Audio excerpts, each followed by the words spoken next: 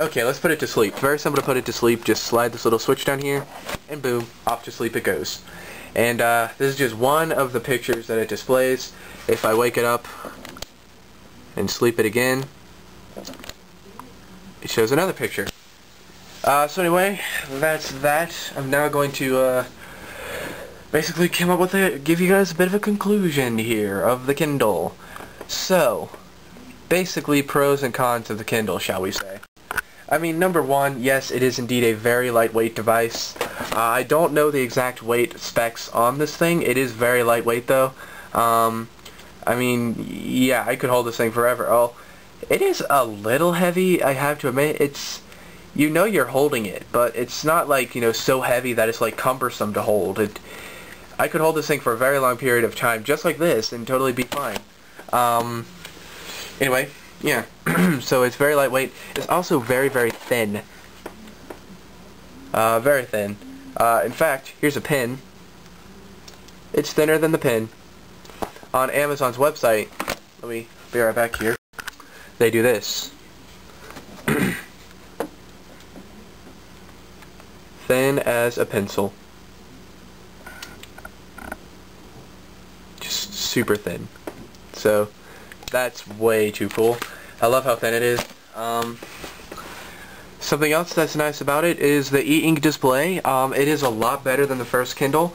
The first Kindle, the contrast was, it was okay. I mean, you could still do it, but it was obviously e-ink's early stages. I don't know if Amazon was the first people to use e-ink, but it was just, the e-ink technology was just in its early stages. This here's the Amazon's newest version of the e-ink screen. They call it the Pearl display.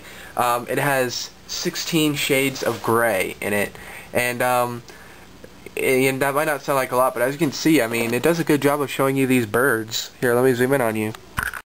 I mean, you can see actually those birds do actually look pretty nice, despite the fact that they are only being shown with 16 shades of gray. So that's very cool. So that's that, and also the whites. This white background here is a lot whiter than the old Kindle. On the old Kindle it was more of an off-white color, and this is still a bit of an off-white color. You know, I can't wait until the day when Amazon is able to get it paper white. I mean, you can see it's still got a while to go, but it works. It actually does look a lot like a book color. I don't have a book to show you. I mean, I probably do. Actually, I do. Actually, I just lied to you. And I would also like to use this as a size comparison. It's a little bit crushed, but it is a book nonetheless. Alright, let's see. This here happens to be Fahrenheit 451, which is a book we were going to read in my 8th grade year, but we decided not to. Here's a page. Yeah, you can see it's still a little different. Once they can get it to this color white, that will be awesome. But it actually, honestly, it looks totally cool. And, you know, just a sort of size comparison for you guys. It's about the same size as a book, which is why I like this particular form factor. They do make another version of the Kindle called the Kindle DX, which is a very large version of the Kindle. Basically, the screen is the size of a book. Alright?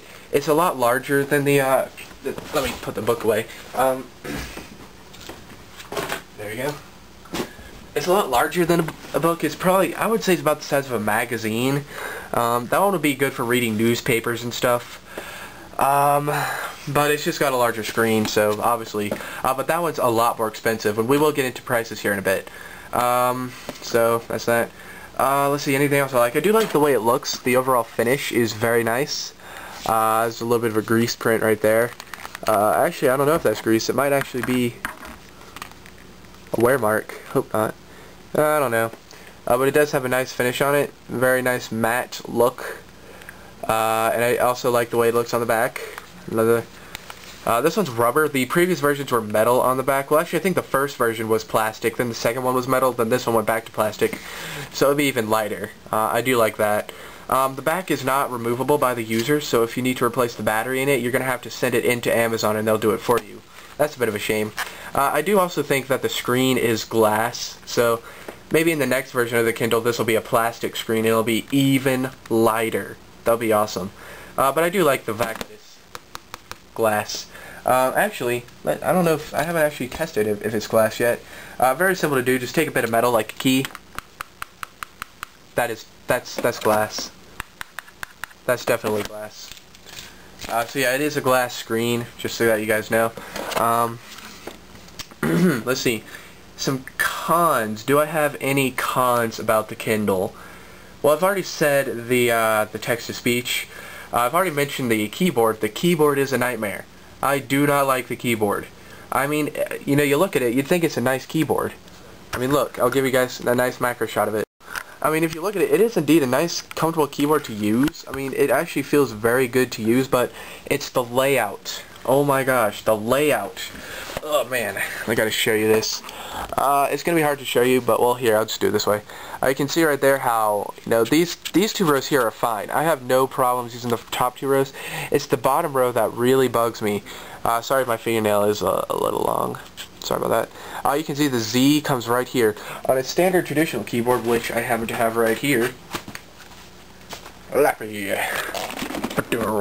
Sudden takeover from the computer. You can see how the Z is kind of offset. And I am missing this key. I need to put that back soon. Alright, cover that up. There's a name tag. I forgot that there's a name tag on there, so... Anyway, that's that. But you can see on here that the Z comes all the way to the edge. That results in typos like you've never seen. Oh my gosh. I don't like that layout at all.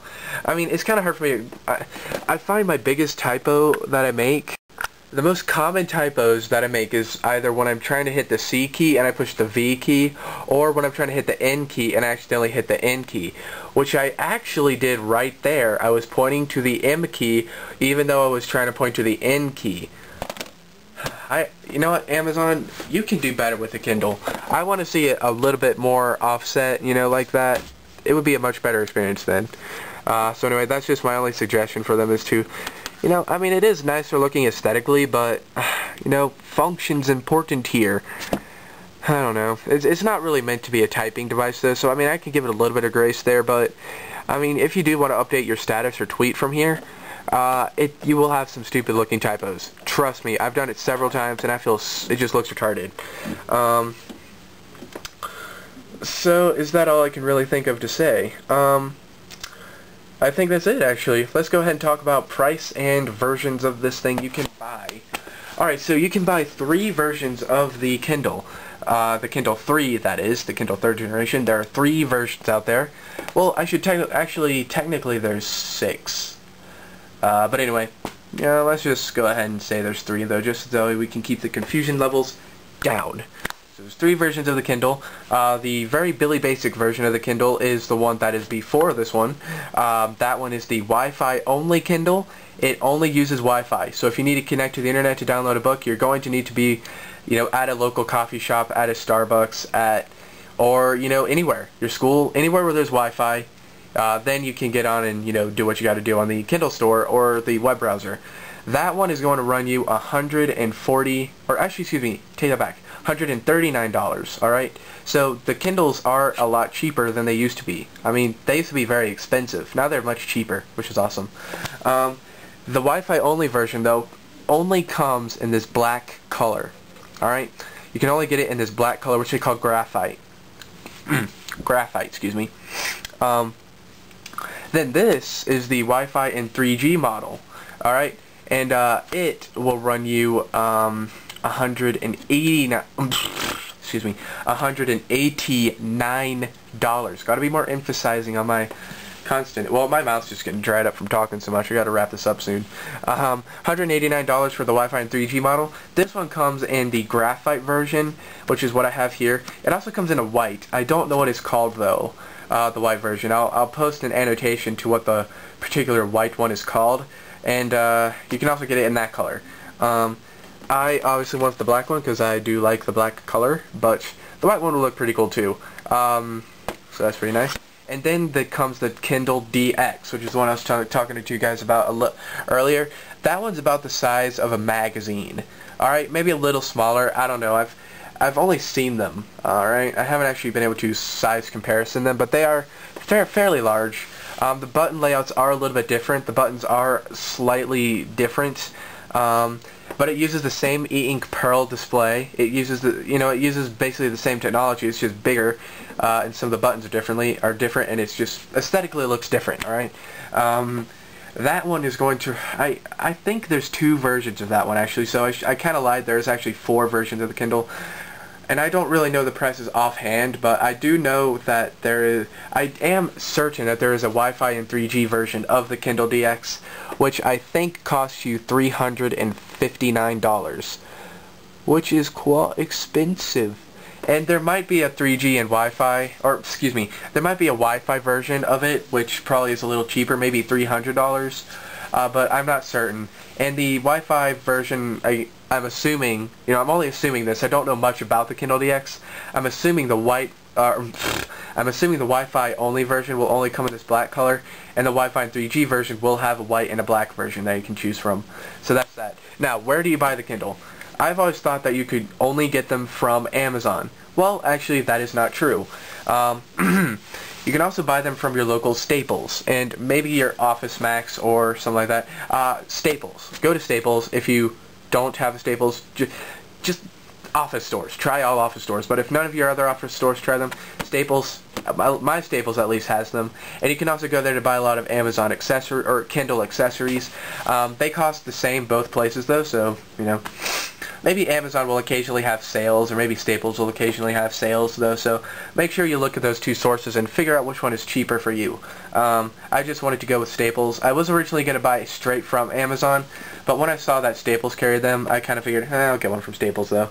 So anyway, that's where you can buy them. That's the only 2 places I know of that you can buy them. You might be able to get away with buying them one from Best Buy. I have looked at Best Buy. They have different versions. They have other versions of the e-reader. They have some from Sony and stuff. I don't think I've seen a Kindle there though. You could always ask though, see if they have Kindles there. If that's your only option. Or if that's your most convenient option. I'm sure if you have a Best Buy, you probably have a Staples. But I could be wrong there. As far as in terms of worldwide people, your best bet's probably just Amazon. If you want to get it, if you're in the UK, I would just check Amazon. I don't know about any of your other places. They might have them, they might not have them. I don't know what else over there. I do know you have Poundland, and I also know you have what is it called? Tesla or Tesco. Yeah, I do know of Poundland and Tesco. I think that's or Tesco, something like that. But anyway, thanks for watching. This has been my review on the Kindle. Sorry it's a little bit long, but like I said, you never know. Anyway, thanks for watching. I might have to edit this tomorrow because it's getting late. So thanks for watching. Adios.